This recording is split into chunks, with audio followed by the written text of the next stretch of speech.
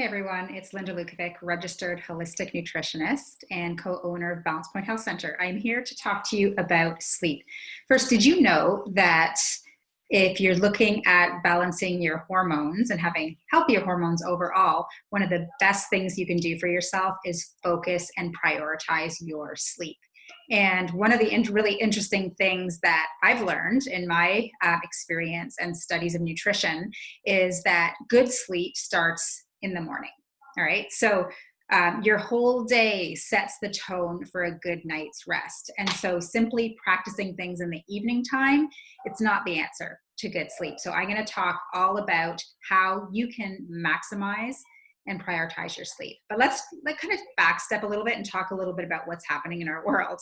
So our sleep cycle, it's messed up, and it's messed up for a number of different reasons. Our society rewards accomplishment, rewards busyness, rewards getting things done, and unfortunately it doesn't really reward good sleep.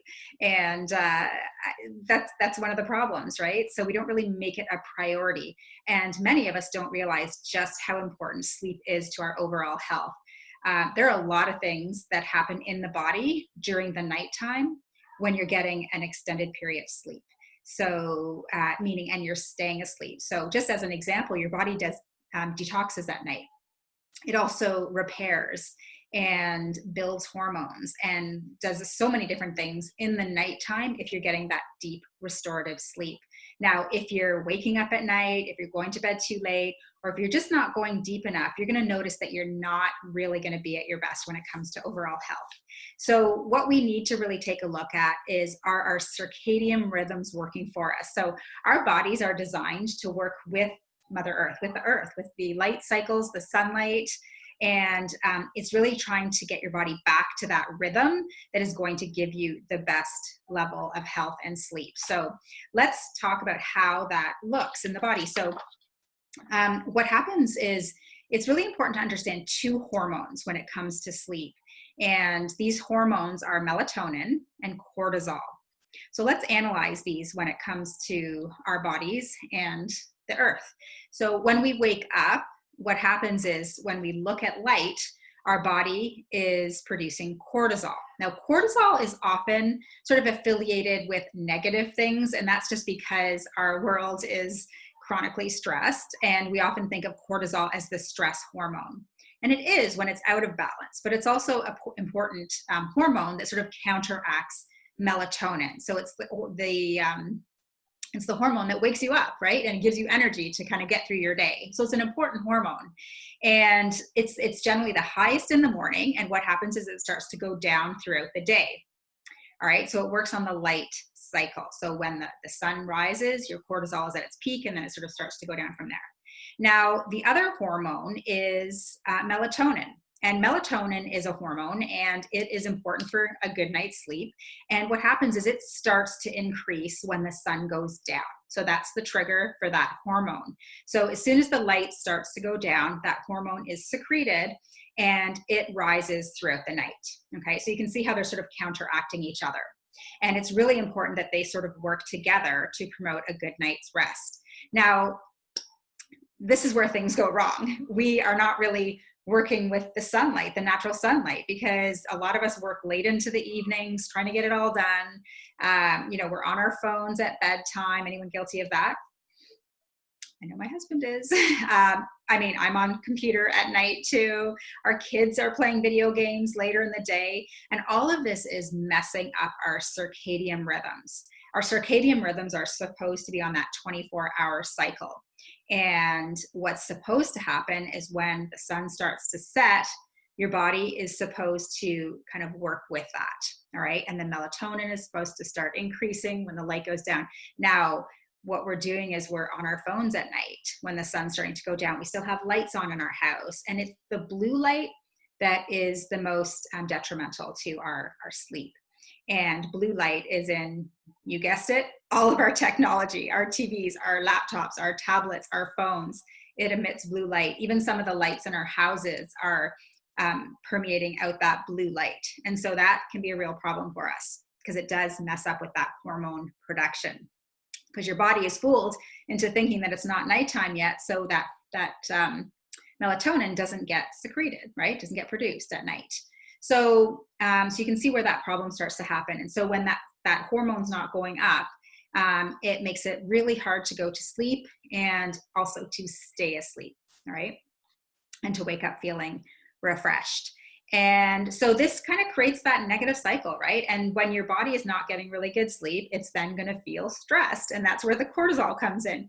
Cortisol is great when it's working well, but when you're under stress, and especially chronic stress, what happens is your cortisol might be high in the morning naturally, but when it's dysregulated, when things go wrong, what happens is your body secretes it throughout the day at different points of time. Now, how do you know if you're chronically stressed? Well, often you are feeling a little bit of a second boost in the evening time. Okay, you might be that person where all of a sudden you've got like this second wind at like 5 o'clock, 6 o'clock in the evening. Or you're waking up at 3 in the morning. That's a really common thing as well. So if you are always waking up for some reason at 3 in the morning, that could be cortisol. Your body's just shooting out an extra dose of cortisol because it's all messed up because of these two hormones not working well together. Okay. So these hormones are really, really key to get balanced and under control in your body. Like I said, because it can lead to worse health conditions down the road. And so there are definitely some things that you can do that aren't super, super overwhelming, but I really do believe that to make a change, because changing is really hard, would you agree? Especially lifestyle changes, you really have to believe it matters, right? And when you understand what's happening in your body, there's more belief there, because ultimately any change comes down to a decision. That's all it is. It's just deciding that you want to prioritize sleep. So you have to understand it to want to even prioritize it. So I'll tell you one thing. I actually went to bed last night. I wanted to go to bed at 9:30. For some reason, I just felt really tired. And I felt a little bit of obligation because Dave and I, that's our time to connect. Once the kids are kind of doing their thing, getting ready for bed, we often like watch a Netflix show together just to wind down from the day. That's our thing. But I actually forced myself to go to bed. I did stay up till 10, but I did force myself to go to bed because I knew that I needed it. And in the old days, I wouldn't have done that because I felt that I prioritized our connection time at that point, whereas I probably could have found other ways to connect, but I didn't prioritize sleep as much back then. But now I do, especially as I'm shifting through perimenopause years. It's really important to get these hormones under control so that you can cruise through perimenopause. So going to sleep when your body is ready is really important. So let's talk about some other things that you can do to promote a good night's sleep. So let's start in the morning. So one of the first things you can do is when you first wake up is you look outside at the light, any light source. And that's going to sort of trigger that cortisol. It's going to wake you up. It's going to give your energy that you need to get going with your day. The next most important thing you're going to do is you're going to start with a breakfast that's high in protein, fiber, and healthy omega-3s or fats. All right. Try to keep sugars and carbs to a very, very minimum at your breakfast meal, because keeping your blood sugars level throughout the day is one of the keys to excellent sleep. When your blood sugar is going up and down, so is your cortisol, and then that's when it's going to wake you up at night. All right. Waking up at night could be an indication that cortisol is out of balance, and as well, it's your blood sugar level balance. All right. So that's really important. High protein, high fiber, high fat for breakfast. One of the other things that you can do throughout the day is use wild orange essential oil. So really interesting. It was studied and it was found to reduce cortisol serum levels in your blood. And so it's a very effective essential oil to inhale throughout the day, putting a drop in your palms, just doing tent bend, if you've ever heard of that, and just taking 3 deep breaths. What it's also doing is bringing cortisol down just by that breathing, like taking deeper breaths throughout the day is also really important for keeping stress low. All right, so making sure that you don't have caffeine after 2 p.m. Okay, that can be a really important thing as well.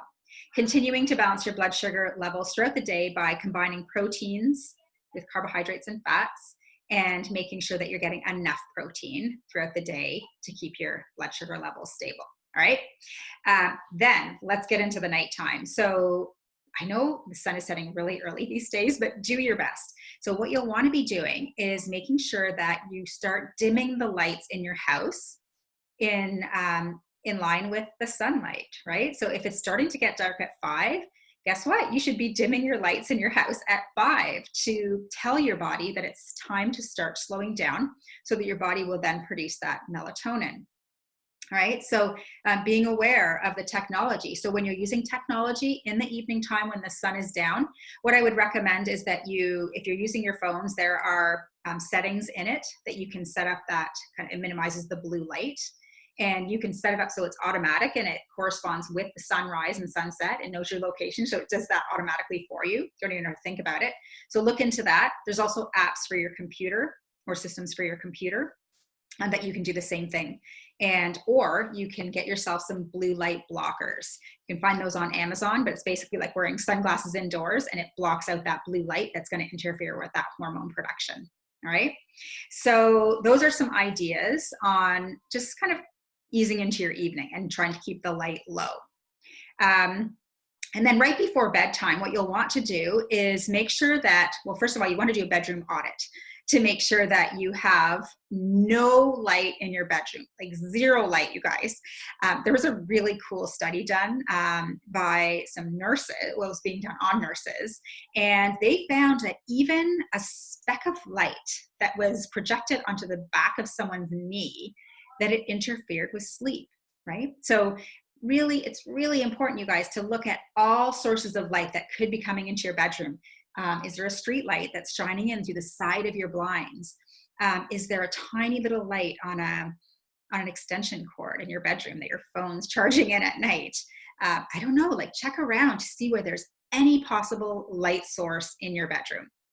Another thing you'll want to do is make sure that your bedroom is slightly cool. It's better to layer on blankets than be too hot at night. Keeping the body temperature cool is really great for sleep.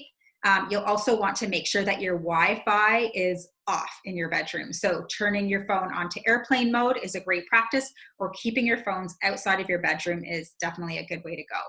We like to keep our bedroom for sleep and connection. That's it. There's no TV, no technology in the bedrooms besides phones. We do use our phones for the alarm clocks. So we put them on airplane mode at night. And I try not to look at my phone right before bed. That's just what I do. And I try to read instead. So just creating a nice practice is also helpful.